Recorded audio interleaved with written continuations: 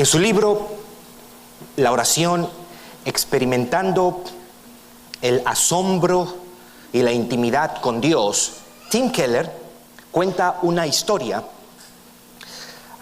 algo que le sucedió a principios de los años 2000. Su esposa estaba pasando un tiempo difícil. A él le habían diagnosticado cáncer a la tiroides. El tiempo coincidía más o menos con el atentado terrorista del año 2001. Y en medio de esas dificultades, su esposa le pide algo. Y le dice a Tim Keller: yo quiero pedirte que de ahora en adelante tú y yo oremos juntos todas las noches.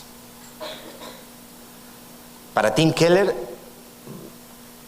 fue una petición, como el libro quizá lo presenta, un poco difícil, porque es un compromiso a diario. Y su esposa le dijo: imagínate que el doctor hoy te diga que tienes una enfermedad terminal y que te vas a morir. Pero si tú tomas esta pastilla, tú vas a vivir durante la noche. Y que cada noche tú tienes que tomar esta pastilla para no morirte. Le pregunta ella a él: ¿tú crees que te olvidarías de tomar la pastilla? ¿Tú crees que descuidarías algo tan importante? Y obviamente la respuesta fue no. Creo que es una conciencia que todos los cristianos deberíamos desarrollar. La importancia de la oración, lo central de la práctica del hábito de la oración, de la disciplina de la oración. Creo y coincido con muchos comentaristas y autores cristianos que es la disciplina espiritual más importante de todas las disciplinas cristianas. Sin embargo, es la más descuidada por nosotros, los cristianos. De eso quiero hablar en este servicio, dentro de nuestro estudio del libro de Colosenses, y tomar el próximo servicio también. Lo que hoy día me gustaría hacer es que meditemos en esta pequeña exhortación que en español comprende 4 palabras, si podemos decirle así: perseverad en la oración. La palabra perseverar quiere decir hacer algo con constancia, con firmeza, resistir algo, ser constante, dedicado, continuar algo o haciendo algo. Y en una definición básica de lo que es la oración, se pueden dar muchísimas que pueden abarcar mucho lo que comprende la oración, pero podemos dar una definición básica de la oración diciendo que es la comunicación del hombre con Dios a través de palabras, por medio del cual él adora a su Creador y Salvador, por medio del cual le da gracias por los beneficios recibidos y por medio del cual pide por sus necesidades. Es esta comunicación, he dicho, por medio del cual nosotros, los hombres, nos dirigimos a Dios en adoración, nos dirigimos a Dios para darle gracias por los bienes recibidos y nos dirigimos a Dios para pedirle por nuestras necesidades. Jesucristo fue un ejemplo de oración. Cuando usted lee los evangelios, usted se dará cuenta que varios de los escritores del evangelio apuntan a esta práctica de Jesús de aislarse, de separarse por un momento e ir a orar temprano por la mañana. Jesús demostró ser una persona de mucha oración. Jesús oraba en todo tiempo, oraba aún cuando estaba a punto de ir a ser crucificado en el Getsemaní. Oró en Juan 17 delante de Dios, ora por sus discípulos, y constantemente Jesús lo vemos modelando y también enseñando a sus discípulos con lo que tiene que ver con la oración. Pero hay un pasaje en el libro de Lucas capítulo 18, desde el versículo 1 hasta el 8, donde Lucas dice que Jesús les cuenta una parábola o les cuenta una historia, pero Jesús está contando esta historia porque quiere enseñarle a sus discípulos acerca de la necesidad de orar siempre y no desmayar. En esa historia cuenta que había en una ciudad, decía Jesús a sus discípulos, un juez que no temía a Dios y no respetaba a hombre. Había también en esa misma ciudad, decía, una viuda, la cual venía a él diciendo: hazme justicia de mi adversario. Y él no quiso por algún tiempo, pero después de esto dijo dentro de sí: aunque ni temo a Dios ni tengo respeto por hombre, sin embargo, porque esta viuda me es molesta, le haré justicia, no sea que viniendo de continuo me agote la paciencia. Un amigo argentino diría: esta viuda lo tenía podrido al juez porque iba constantemente a él. Versículo 6 dice: y dijo el Señor: oíd lo que dijo el juez injusto. ¿Y acaso Dios no hará justicia a sus escogidos que claman a Él día y noche? ¿Se tardará en responderles?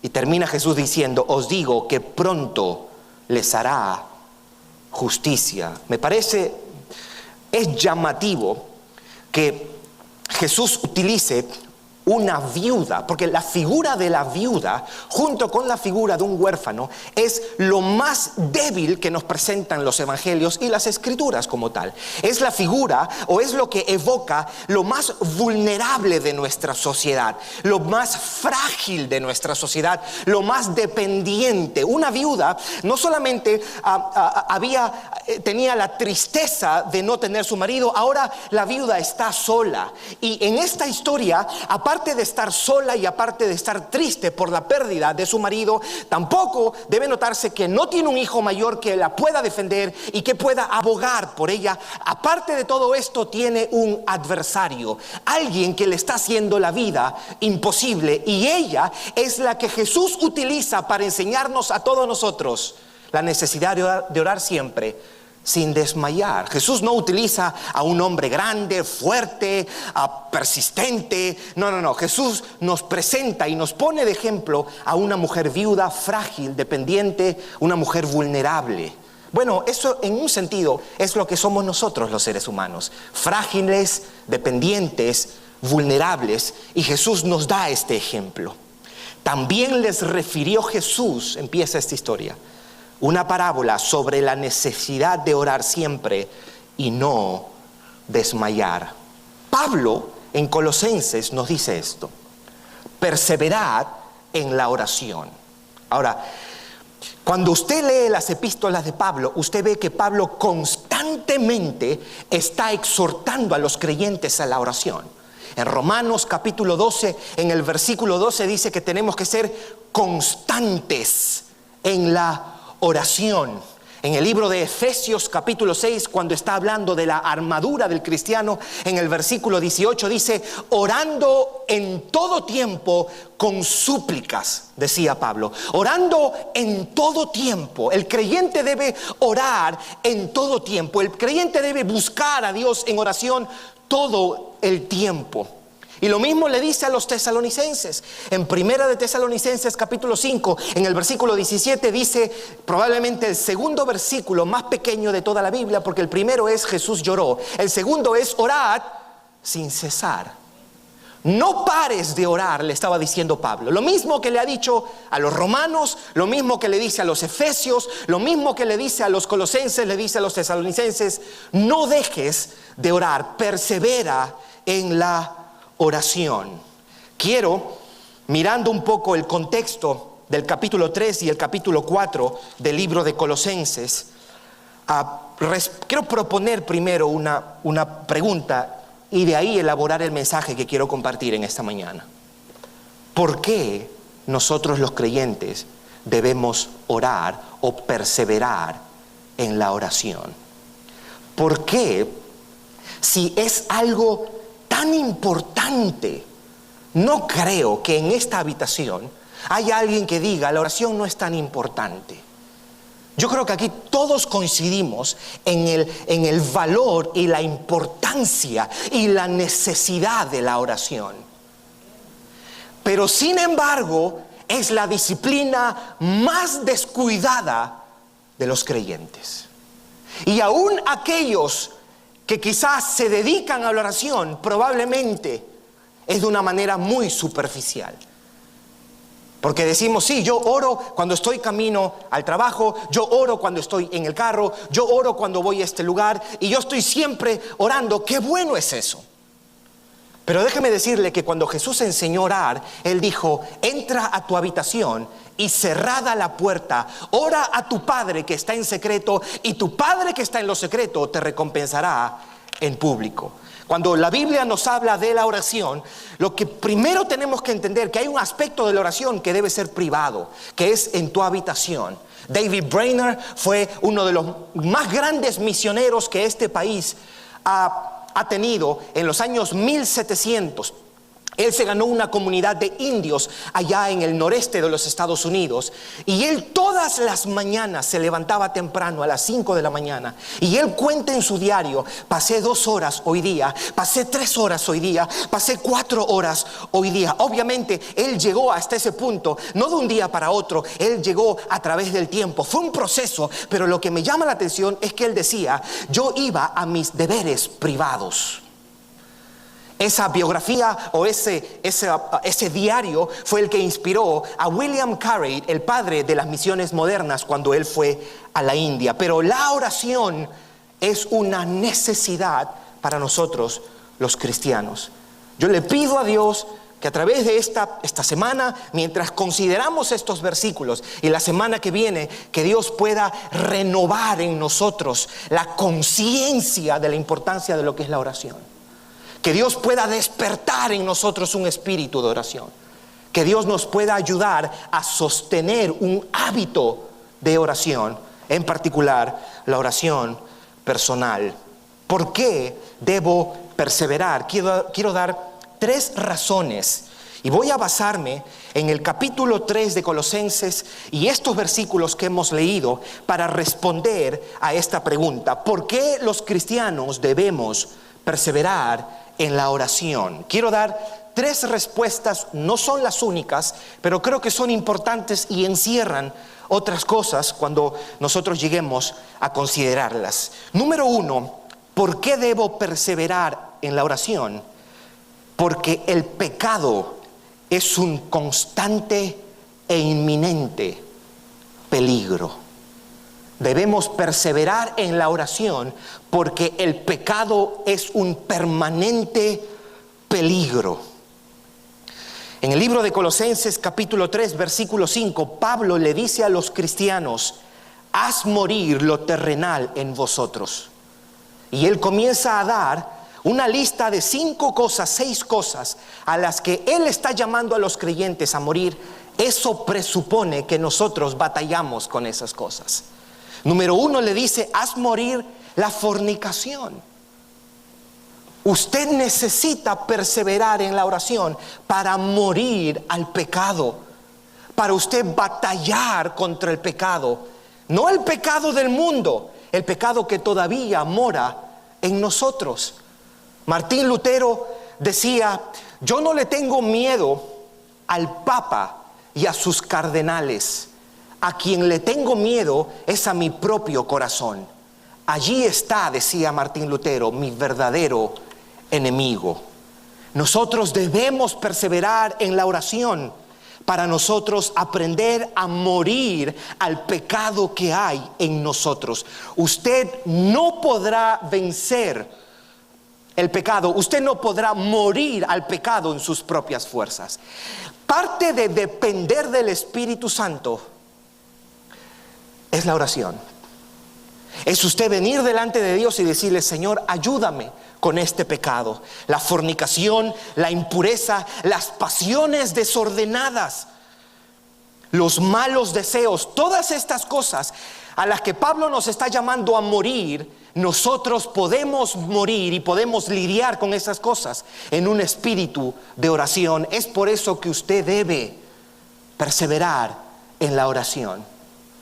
A veces los cristianos se preguntan, ¿y por qué este pecado está constante, doblegándome, arrastrándome?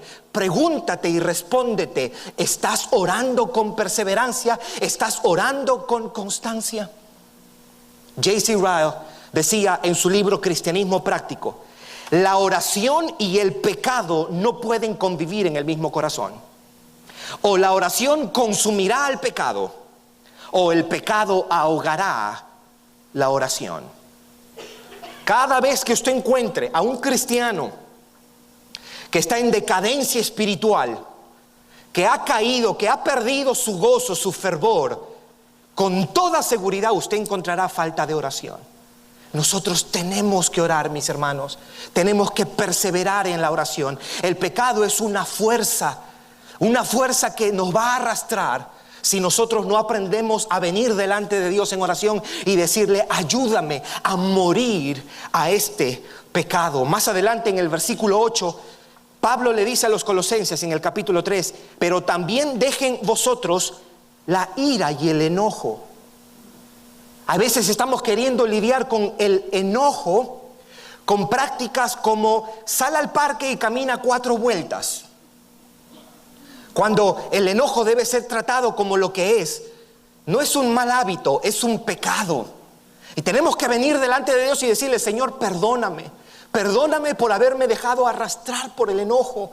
Perdóname por haberme dejado llevar por la ira. Ayúdame a morir a esto. Llámele lo que es. No diga y no justifique. Y diga, tú sabes que ellos saben tocar mis botones y me han provocado. No diga eso. Diga, Señor, yo soy culpable. Contra ti, solo contra ti yo he pecado y he hecho lo malo delante de tus ojos. Ayúdame, Señor, como oraba David en el Salmo 51. Nosotros morimos al pecado a través de la oración, la malicia. Tenemos que dejar las blasfemias, las palabras deshonestas de nuestras bocas. ¿Por qué debemos perseverar en la oración? Porque el pecado es un constante peligro. No el pecado del mundo primeramente, es el pecado que todavía reside y mora en nosotros.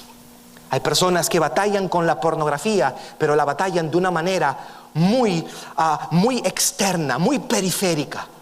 Nosotros tenemos que venir a arrepentirnos delante de Dios de cualquier pecado y venir en oración delante de Él y decirle, Señor, este es mi pecado, ayúdame a morir a esto. Es por eso que cuando Jesús les dice a sus discípulos, les enseña a orar a sus discípulos, usted se va a sorprender que la primera oración es, santificado sea tu nombre, se enfoca en el nombre de Dios. Venga a nosotros tu reino, se enfoca en el reino de Dios. Hágase tu voluntad, se enfoca en la voluntad de Dios. Y de ahí para adelante, Él comienza a pedirle para Él. Y escuchen lo que Jesús enseña a pedir. El pan nuestro de cada día, dánoslo hoy. Necesidades materiales. Y después viene y dice, perdona nuestros pecados, así como nosotros perdonamos a los que nos ofenden. Habla del pecado y después dice, no nos dejes caer o no nos dejes entrar en tentación. Presta atención. La oración diaria contiene 2 aspectos con respecto al pecado. El aspecto del pasado, perdona los pecados que yo he cometido, y los pecados del futuro, líbrame del mal. No dejes que yo caiga en tentación. Cuando usted permite que el pecado gobierne su corazón, domine su vida, con mucha probabilidad y seguridad, usted puede identificar falta de oración. Es por eso que aquí Pablo nos está exhortando. Jesús nos exhorta a través de esa historia. Pablo le dice, constantes en la oración. Orad sin cesar, perseverad en la oración. Cuando Jesús está con sus discípulos en el huerto de Getsemaní, Él les pide a los 3 discípulos, oren conmigo. Pedro, Juan y Jacobo. Jesús se aleja un momento y los hombres se quedaron dormidos. Y Jesús orando allí. Cuando Él regresa, Él le dice, Mateo 26:41, velad y orad. Y aquí les dice, ¿por qué o para qué? Para que no entréis en tentación. usted no quiere dejarse llevar por la tentación, nosotros vamos a tener que aprender a venir delante de Dios en oración y decirle: Señor, no me dejes caer en tentación. John Owen dice, comentando acerca de este versículo: velar y orar es la única manera que Dios ha provisto para que no te dejes caer en la tentación y en el pecado. A mí me pareció extraordinario esto. Velar y orar es la única manera que Dios ha provisto para que no te dejes caer en la tentación y en el pecado. Número 1, debemos perseverar en la oración porque el pecado es un constante peligro para nosotros los creyentes. Número 2, ¿por qué debemos perseverar en la oración? Porque tenemos grandes responsabilidades ante Dios. La vida cristiana, mis hermanos, es un gran desafío. Que quede claro, la salvación que nosotros obtenemos es por gracia. No hay nada que usted pueda hacer para salvarse. Usted es salvo porque usted deposita su confianza en Jesucristo. El regalo de la salvación es eso mismo, un don, un regalo. No hay nada que usted pueda hacer para mejorar su salvación. Usted ha sido amado por la obra consumada de nuestro Señor Jesucristo. Usted es un hijo de Dios y no hay nada que vaya a mejorar esa posición y esa relación que usted tiene. La salvación es por gracia. El evangelio son buenas noticias porque es un regalo que Dios nos da en virtud de la obra de nuestro Señor Jesucristo. Pero el evangelio requiere una respuesta, exige una conducta. El evangelio demanda obediencia por cuanto hemos sido salvados. Y la obediencia que se requiere nosotros la hemos visto en estos últimos meses de cómo nosotros debemos vivir nuestra vida cristiana. Mis hermanos, debemos perseverar en la oración porque usted no es Superman y usted no es la Mujer Maravilla tampoco. Las demandas de la vida cristiana son muy elevadas como para usted pensar que usted lo puede hacer por sus propias fuerzas. Cuentan que Muhammad Ali, el exboxeador que falleció hace poco, estaba viajando en un avión y antes de que el avión despegara, la flight attendant, la azafata, se acerca y lo ve que él no tiene el cinturón. Y le dice a Muhammad Ali: Señor, usted tiene que ponerse el cinturón. Muhammad Ali lo mira y le dice sarcásticamente: Superman no necesita abrocharse el cinturón. Y la azafata le dice: es cierto, Superman tampoco necesita un avión para volar. En ocasiones nosotros estamos viviendo nuestra vida cristiana como si pudiéramos vivirla solos. Nosotros necesitamos de la gracia de Dios para que nos ayude a vivir. Por ejemplo, el capítulo 3, versículo 13 dice que debemos de soportarnos los unos a los otros. Solo ese mandato nos debe llevar a la oración. Porque cuán difícil a veces es soportarnos los unos a los otros. Díganme las esposas. Y es ahí donde nosotros vamos delante de Dios en oración y le decimos: Señor, yo sé que tú me has pedido esto, pero cuando me miro, digo: yo no puedo hacer esto. Tú me estás pidiendo que yo soporte a esta persona. No puedo, ayúdame. La oración que hacía Agustín, el gran Agustín, el padre de la iglesia del siglo IV, decía: pídeme lo que tú quieras, pero dame lo que tú me estás pidiendo. El mismo versículo 13, Pablo dice: perdonaos los unos a los otros. ¿Sabe una cosa? Perdonar a otra persona es uno de los desafíos más grandes de la vida cristiana. Es por eso que nosotros vamos en oración y le decimos: Señor, yo sé que tengo que perdonar, pero me cuesta. Dame la gracia que yo necesito para dispensar perdón. Ayúdame, dame el poder para yo perdonar a quien me ha ofendido. En el versículo 17 del capítulo 3 dice que todo lo que tú hagas debes hacerlo en el nombre del Señor Jesús. Todo lo que nosotros hagamos. Eso, humanamente hablando, es imposible. Pero nosotros tenemos su Espíritu Santo, quien nos capacita, quien nos da el poder para vivir la vida que Jesucristo demanda de nosotros. Versículos 18 y 19, como lo hemos visto hace unas semanas, le dice a las casadas: casadas, estad sujetas a vuestros maridos como conviene en el Señor. ¿Sabe una cosa? Yo reconozco que para algunas hermanas, de por sí es una tarea difícil, pero para algunas hermanas es una petición titánica. Porque los esposos a veces no ayudan. Y usted va a tener que venir delante de Dios y decirle: Señor, yo sé cuál es mi rol, pero ayúdame. Ayúdame a honrar a mi esposo. Ayúdame a sujetarme a mi esposo. Dame la gracia necesaria para hacerlo, y hacerlo con una buena actitud, como para ti y no para los hombres. Usted necesita ayuda. Usted necesita ayuda para vivir la vida cristiana como una mujer cristiana. A los esposos nos dice: amad a vuestras mujeres. Y encima en Efesios nos dice que usted tiene que amar a su esposa como Cristo amó a la iglesia. ¿Usted cree que nosotros podemos hacer eso sin la ayuda de Dios? Es imposible.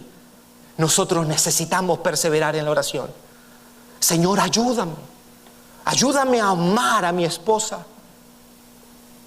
Ayúdame a tratarla con fineza, con delicadeza, con gracia. Y debo decir también, para ser fair con los hombres, que hay algunas hermanas que hacen ese trabajo difícil a los hombres. Y si es difícil eso, usted tiene más razones para perseverar en la oración y venir delante de Dios: Señor, he aquí, soy un esposo que te quiere agradar, que quiere hacer las cosas bien, pero esto parece una montaña gigante. Ayúdame. Concédeme el poder amar a mi esposa como Cristo amó a la iglesia. Concédeme a ser un esposo sensible a mi esposa, a tratarla con delicadeza, con tacto. Después le pide a los hijos: obedecer a vuestros padres en todo. Después le pide a los padres que tenemos que criar a nuestros hijos y no debemos exasperarlos para que no se desalienten. Ser hijo y ser padre es una tarea titánica. Necesitamos ayuda de Dios. Necesitamos constantemente venir delante de Él y decirle: Señor, yo te pido que tú me ayudes. Ayúdame a criar a mis hijos. Ayúdame a sujetarme a mis padres.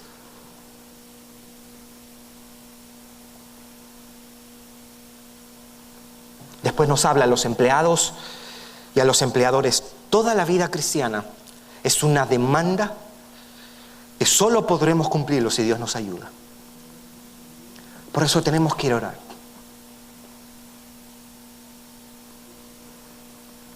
No necesitamos mucha consejería. Necesitamos ir delante de Dios y clamarle a Él y decirle: ayúdame, me rindo, no puedo. Ian Bounds, un predicador metodista de mediados de los 1800, decía: fracasar en la oración es fracasar en la vida cristiana. Fracasar en la oración es fracasar en la vida cristiana. Es importante, mis hermanos, que nosotros hagamos parte de nuestra vida el hábito de la oración, porque el pecado siempre es un peligro patente, y porque las demandas de la vida cristiana son imposibles para nosotros, humanamente hablando. Necesitamos de nuestro Salvador, de nuestro Redentor. Necesitamos de nuestro Padre que nos ayude para cumplir todo lo que Él demanda de nosotros. Número 3, ¿Por qué es importante o por qué debo perseverar en la oración? Porque Dios responde las oraciones. Debo perseverar en la oración porque Dios responde las oraciones. En el capítulo 4, el texto que hemos leído, el versículo 2 y 3, preste atención a lo que dice. Dice Colosenses 4, 2, 3: perseverad en la oración, velando en ella con acción de gracias, y eso lo vamos a ver la semana que viene. Versículo 3, orando también al mismo tiempo por nosotros. Y él dice, para que el Señor nos abra puerta para la palabra, a fin de dar a conocer el misterio de Cristo, por el cual también estoy preso. Pablo le pide a los colosenses que ellos oren por él, y él cree que la oración de ellos va a causar que Dios abra las puertas para que él predique el evangelio. En otras palabras, él sabía que Dios responde a las oraciones de sus hijos. Eso es saludable entender. ¿Por qué perseveramos en la oración? Porque Dios responde a la oración de su pueblo. En un sentido, ese también es el mensaje de la historia, la parábola de la viuda. Porque dijo, ella fue, hasta que el juez injusto le hizo justicia. Y dice, ¿no hará así Dios con sus escogidos que claman a Él? ¿Cada cuánto tiempo? Día y noche, dice. Día y noche. ¿Cuál es la frecuencia con la que debemos orar? Diariamente, mis hermanos. ¿Y cada cuánto tiempo o cuántos minutos? Mientras más mejor, mis hermanos. En la Biblia nunca hay una exhortación para decirnos a nosotros, ¿sabe qué? Estás orando bastante, para un poquito la oración. No hay tal cosa como eso. Al contrario, el llamado siempre es a renovar nuestro compromiso con la oración, perseverar en la oración. ¿Por qué? Porque somos pecadores, mis hermanos. Porque nos cansamos, nos desviamos, nos distraemos constantemente. Nosotros necesitamos seguir orando porque Dios responde las oraciones de su pueblo. Eso es lo que Jesús enseñó en el Sermón del Monte. Pedid y se os dará. Pedid y se os dará. Buscad y hallaréis. Tocad y se os abrirá. Más adelante dice, porque todo aquel que pide, recibe. Todo aquel que busca, halla. Y todo aquel que toca, le será abierto. Perseverad en la oración. Amén. El libro de Colosenses nos ha presentado a Jesucristo como creador. Jesús es Dios. Dice, por medio de Él fueron hechas todas las cosas, así las que están en los cielos como las que están en la tierra. Y después dice, y todas las cosas en Él subsisten. En otras palabras, Cristo no solamente es creador, Él también es sustentador de su creación. Él está sosteniendo. El libro de Hebreos capítulo 1 dice que Él sostiene todo con la palabra de su poder. Colosenses nos presenta a Jesús como creador, Colosenses nos presenta a Jesús como sustentador y Colosenses nos presenta a Jesús como redentor de su pueblo. Es a ese Jesús, es a ese Dios que la Biblia nos invita a ir a orar. En Él hay abundancia, en Él habita toda la plenitud de la deidad, mis hermanos. Él es esa inagotable fuente, ese océano de gracia al que usted y yo podemos ir diariamente, mis hermanos, para tomar de lo que estamos necesitando. Para terminar, quiero compartir. En estos días, alguien me compartía